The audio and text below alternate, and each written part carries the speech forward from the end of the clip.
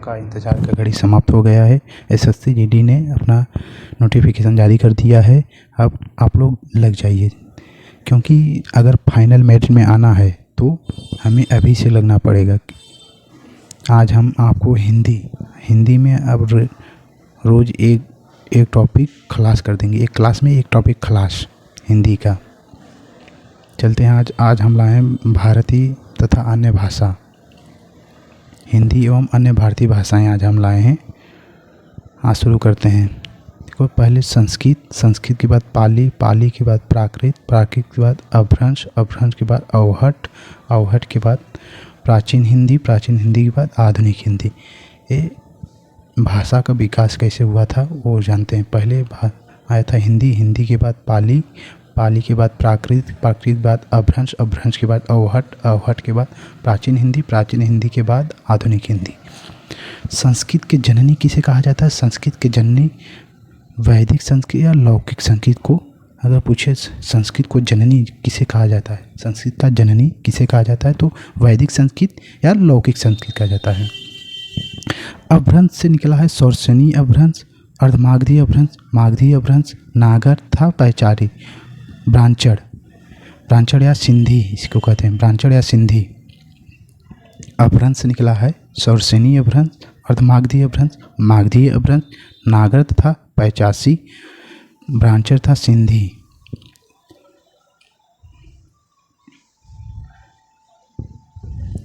हिंदी भाषा के अपभ्रंश के 4 रूप होते हैं। शौर्सनी अपभ्रंश से पश्चिमी हिंदी निकली है। शौर्सनी अपभ्रंश से पश्चिमी हिंदी, और पश्चिमी हिंदी से 5 बोलियां निकली, 6 बोलियां।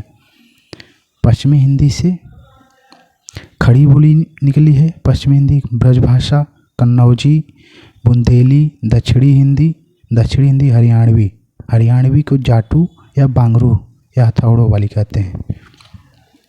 और अर्धमागधी अपभ्रंश से पूर्वी हिंदी निकली है। पूर्वी हिंदी अर्धमागधी अपभ्रंश से निकली है। और पूर्वी हिंदी के अंतर्गत आते हैं अवधी, बघेली, छत्तीसगढ़ी। पूर्वी हिंदी के अंतर्गत अवधी, बघेली, छत्तीसगढ़ी आते हैं। और मागधी अपभ्रंश से निकला है बिहारी हिंदी में भोजपुरी, मगही, मैथिली। बिहारी हिंदी से भोजपुरी, मगही, मैथिली आते हैं। और नागर था पैचासी हिंदी राजस्थानी हिंदी निकली। राजस्थानी हिंदी की बोलियां हैं मालवाड़ी, जयपुरी, मेवाती और मालवी। और पहाड़ी हिंदी से कुमायूनी और गढ़वाली निकली है।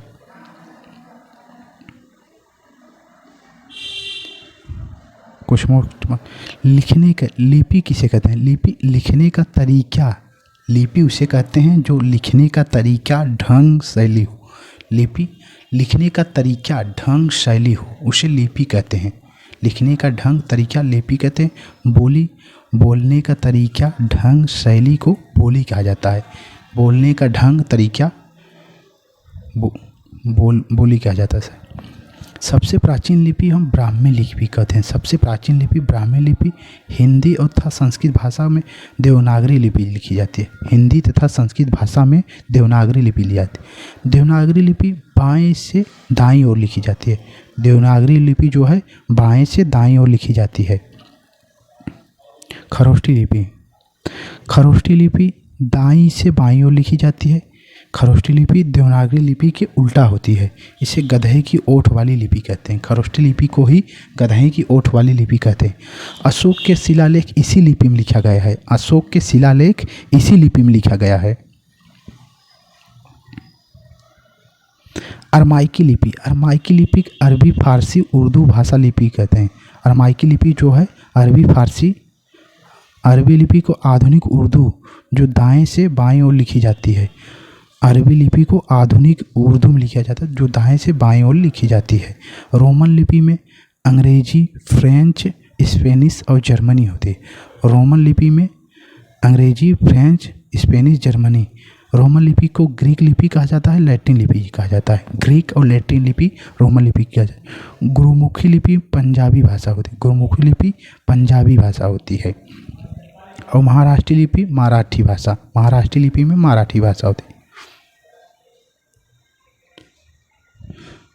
भाषा का आदि रूप भाषा का आदि रूप या मानक आदि रूप ही मानक भाषा कहा जाता है। भाषा का आदि रूप मानक भाषा कहा जाता है। इन नोट में भाषा का आदि रूप मानक भाषा कहा जाता है।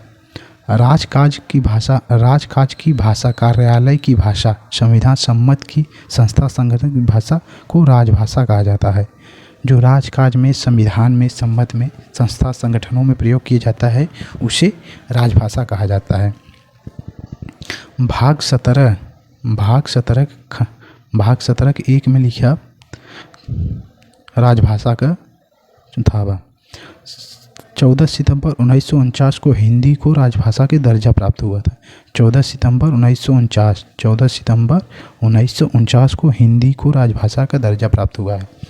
हिंदी दिवस 14 सितंबर को मनाया जाता है। हिंदी दिवस 14 सितंबर को मनाया जाता है। आर्टिकल 343 के खंड 1 में उल्लेख है कि राजभाषा का, आर्टिकल 343 के खंड 1 में राजभाषा का उल्लेख है। अब भाषा परिवार भारोपियन भाषा परिवार। भारोपियन में भारत प्लस यूरोपियन, भारोपियन भाषा परिवार, भारत प्लस यूरोप का जो भाषा है ये भारोपियन भाषा परिवार कहता है। जैसे भारोपियन भाषा परिवार में संस्कृत, हिंदी, अंग्रेजी भाषा, प्राचीन, प्राकृत, अपभ्रंश, अवहट, प्राचीन हिंदी, ये भारोपियन परिवार की भाषा होती हैं। और दूसरा हो द्रविड़ भाषा परिवार। द्रविड़ भाषा परिवार में दक्षिण भारतीय भाषाएं होती हैं, जैसे कन्नड़, तमिल, तेलुगु, मलयालम, ये द्रविड़ भाषा परिवार। अब आर्य भाषा के विकास के क्रम, जैसे प्राचीन आर्य भाषा 1500 ईसा पूर्व से 500 ईसा पूर्व के प्राचीन आर्य भाषा। प्राचीन आर्य भाषा में वैदिक संस्कृत, लौकिक संस्कृत थी। प्राचीन आर्य भाषा में वैदिक संस्कृत और लौकिक संस्कृत थी। मध्यकालीन आर्य भाषा में 500 ईसा पूर्व से 1000 ईस्वी तक, 500 ईसा पूर्व से 1000 ईस्वी तक इसमें पाली, प्राकृतिक, अपभ्रंश और अवहट का विकास हुआ था मध्यकालीन में। आधुनिक आर्य भाषा 1000 ईस्वी से अब तक प्राचीन हिंदी और आधुनिक हिंदी, ये आर्य भाषा का विकास कब हुआ था उसका डेडलाइन है। मेरे साथियों, आप लोग तैयार हो जाइए क्योंकि नोटिफिकेशन आ गया है और फॉर्म फिलअप होना शुरू हो गया है। अब पढ़ाई अपना जारी कर दो। अगर फाइनल मेरिट में आपको आना है तो अभी से लगना पड़ेगा, क्योंकि सब लोग लाइब्रेरी ज्वाइन करके लग जाओ। चल तो जय हिंद, जय भारत।